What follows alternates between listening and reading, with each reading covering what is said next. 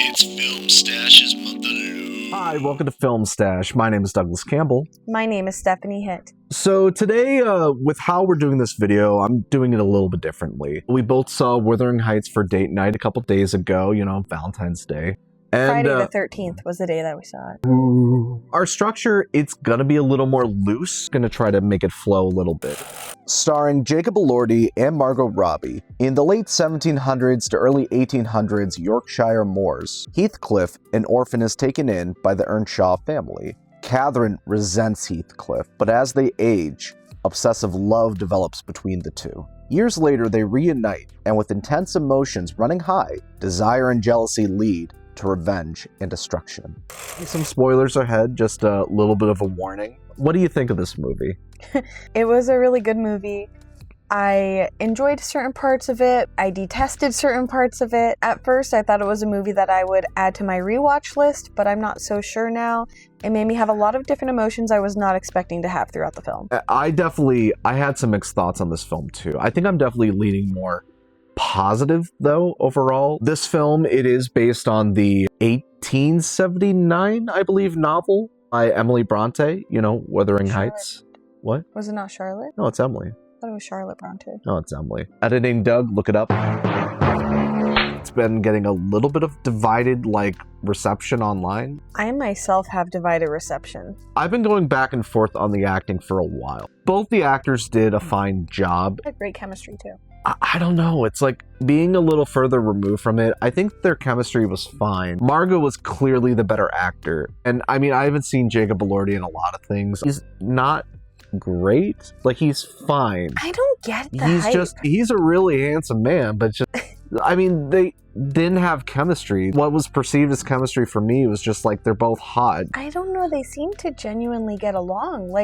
When they're running through the cliffs and hanging out and stuff, they look like they're just two people having a good time. It was good enough of a performance from both of them to where I could buy into the romance of it. I think I've seen some people be a little apprehensive on kind of the tone of this film, sticking to the time period. Then other times it's really fantastical, Yeah. I kind of really liked that it went a bit out there. It made it more to me like a twisted fairy tale. I'm very uncomfortable the duration of the runtime, but also there's really beautiful imagery and all the sets and the camera angles, both to highlight beauty and also the really grotesque. It's hilariously grotesque, but it's also it doesn't look real. It looks like a fairy tale. It looks abstract, and that's what I really dug about that. All I knew about Wuthering Heights is that it's a love story. I don't even know if you can legally call it a love story. But I mean, that's all I knew going in. Wuthering Heights is a love novel, So I always assumed, it was going to be, similar to a Pride and Prejudice with Matthew McFadyen and Keira Knightley before it got all crazy with the skin wallpaper and all that. I find myself rooting for her to cheat on Edgar with Heathcliff, but then watching Heathcliff go on that spiral to just being a horrible person and treating Isabella like a dog, and that was gross. It left a bad taste in my mouth. That's one part of the movie I really did not enjoy. I know I said in the clip last night that, I saw the movie and I was like, oh, cute. Okay, then hot. Okay, then sad. No, there were quite a few parts where I was like, I don't even want to see this right now. This kind of ruins the character for me. I think that's what made it interesting, is that there's no straight good guy or bad guy. They all, except for what's his name? Edgar, yeah. Except for Edgar, Mr. Linton. They're all pretty gray characters where it's there are definitely faults with these guys. Like I was saying, it's an Always Sunny lineup, You're Dennis. Yeah. Hold on. I was just this is very reminiscent of Always Sunny.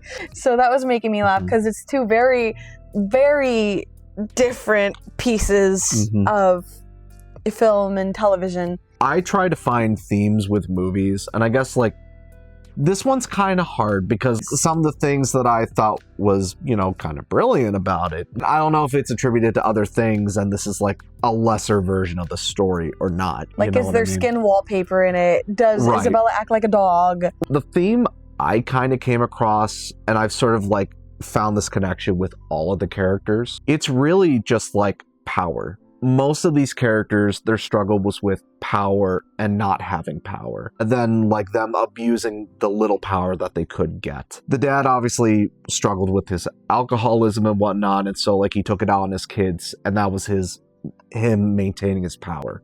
Until basically he lost it when the kids grew up and moved out. You have the maid, like, she could have been a lady, you know, but then she got relegated to being a maid. Only power that she could get is basically just kind of abusing, like, her best friend. Heathcliff, he wants Kathy, right? But ultimately, in order to get to Kathy, like, his power is the sexuality, which she does want, but of course, she knows she can't have because she wants class. He does become rich himself. She abuses her sister-in-law because, like, she shows some interest in Heathcliff. Kathy and Heathcliff want to be together, but of course, husband won't let her go, so she's starving herself. You know, her leverage is, you know, his baby. It plays out. It's all a thing of power. And then, especially towards the end, it's kind of like this awkward standoff. It's all a power struggle, you know? Mm-hmm.